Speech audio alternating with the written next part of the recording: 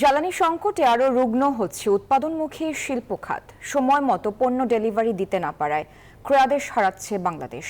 রাজধানীতে এক সেমিনারে এসব উদ্বেগের কথা জানিয়েছেন শিল্প উদ্যোক্তারা। বিশেষজ্ঞরা বলেন, অবৈধ সংযোগ আর চুরির কারণে অপচয় হচ্ছে 10% গ্যাস।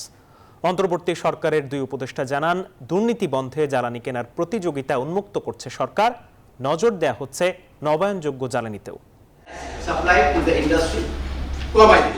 শিল্পে জ্বালানির সংকটের চলমান অবস্থা তুলে ধরে রাজধানীর একটি হোটেলে Bangladesh chamber of industries BCI আয়োজন করে এই সেমিনার, যেখানে অংশ নেন সরকারের দুই উপদেষ্টা, শিল্প উদ্যোক্তা, পেট্রো বাংলা ও পিডিবির চেয়ারম্যান সহ খাত সংশ্লিষ্টরা। সেমিনারে শিল্প উদ্যোক্তারা অভিযোগ করেন, জ্বালানির সংকটে চরমভাবে ব্যাহত হচ্ছে উৎপাদন। সরকার সিস্টেম লস ঠেকাতে পারছে না বলেও ক্ষোভ প্রকাশ করেন তারা। আমাদের ইন্ডাস্ট্রি কিন্তু টোটালি গ্যাস বেস, অর্থাৎ গ্যাস না থাকলে ইন্ডাস্ট্রি বন্ধ। সকালবেলা একটু গ্যাস আছে, 2-3 প্রেশার আছে, একেবারে বিকালবেলা দেখছি নাই।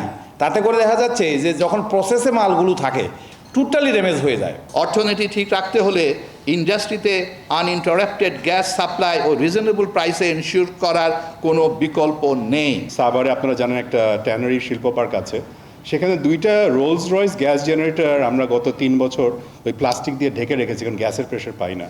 সো এই ধরনের স্টোরি কিন্তু সারা বাংলাদেশের প্রত্যেকটা ইন্ডাস্ট্রিতে আছে। গাজীপুর এমনিতে ক্রাইসিস জন্য সাফার করে, কিন্তু একই পাইপলাইন দিয়ে ময়মনসিংহের পাওয়ার স্টেশনে গ্যাস পাওয়ার স্টেশনে গ্যাস দেওয়া হয়। এতে হচ্ছে কি, যখন গ্যাস পাওয়ার প্ল্যান্টের গ্যাস টানে তখন ইন্ডাস্ট্রিগুলি ড্রাই আপ হয়ে যায়। ইন্ডাস্ট্রির মেজর উপাদান হলো তেল, গ্যাস, বিদ্যুৎ। এখন এই দুটাতে যদি আমাদের সমস্যা হয় তাহলে কিন্তু কোনোভাবেই এদেশে কোনো বিনিয়োগও হবে না। এই ট্রাম্প সরকার আসার পরে আমাদের চায়নার উপর যে ডিউটি ইম্পোজ করছে, তাতে সেই ব্যবসাগুলো আমাদের বাংলাদেশ, পাকিস্তান, ভিয়েতনাম এই সব জায়গায় শিফট হয়ে আসবে। অলরেডি কিন্তু আসা শুরু হয়ে গেছে, কিন্তু আমরা অ্যাকোমোডেট করতে পারছি না আমাদের অর্ডারগুলো। কেন অ্যাকোমোডেট করতে পারছি না? কারণ এক্সিস্টিং অর্ডারগুলো কিন্তু আমি টাইমলি শিপমেন্ট করতে পারছি না। আমি ডিজেল দিয়ে কম্পেনসেট করে কিন্তু সম্ভব না। ভোলার দিকে যে গ্যাসটা আসতেছে ওটা উনি টেন্ডারটা ওপেন করে দিবেন।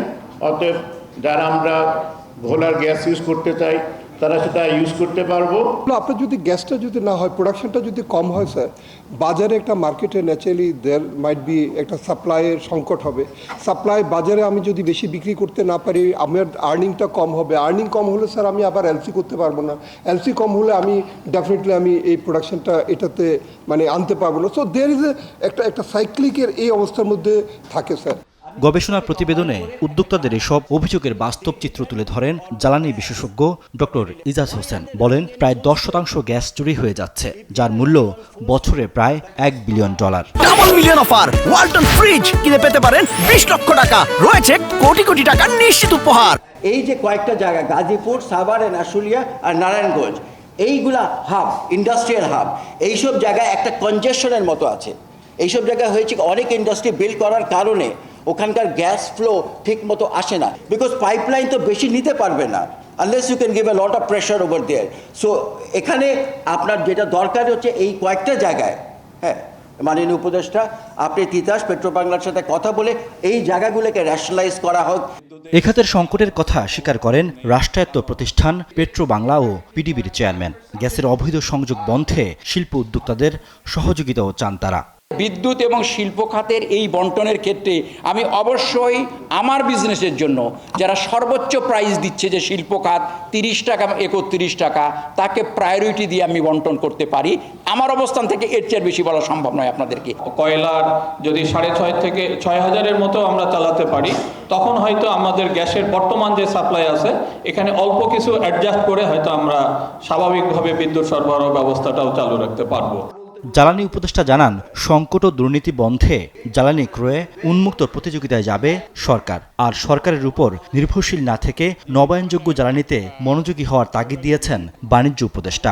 আমাদেরকে এই সরকারি যে ক্রয় সেটাকে আমরা প্রতিযোগিতা ইয়েতে নিয়ে আসতে হবে, এবং এটাই সবচেয়ে সুযোগ। সব কিছু উন্মুক্ত করে দিচ্ছি। এই যে আমাদের এলএনজি আমদানিতে একটা 23টা ফার্মের একটা লিস্টই ছিল, তা আমরা এই লিস্টটা উন্মুক্ত করেছি। কিছু নিজেরা বিনিয়োগ করেন, সম্পূর্ণ অনার্স যদি রাষ্ট্রের উপরে ছেড়ে দিয়ে বলেন যে আমাকে 4,500 MMCFD গ্যাস এনে দেন, I am sorry, will have a nice dinner maybe after this meeting. জ্বালানি খাতে দুর্নীতির যে স্তম্ভ গড়ে উঠেছিল তা ভাঙতে শুরু করেছে বলেও জানান উপদেষ্টারা। আমরা একটা পরিবর্তিত পরিস্থিতিতে এসেছি। রিয়াদ সুমন, নিউজ 24, ঢাকা।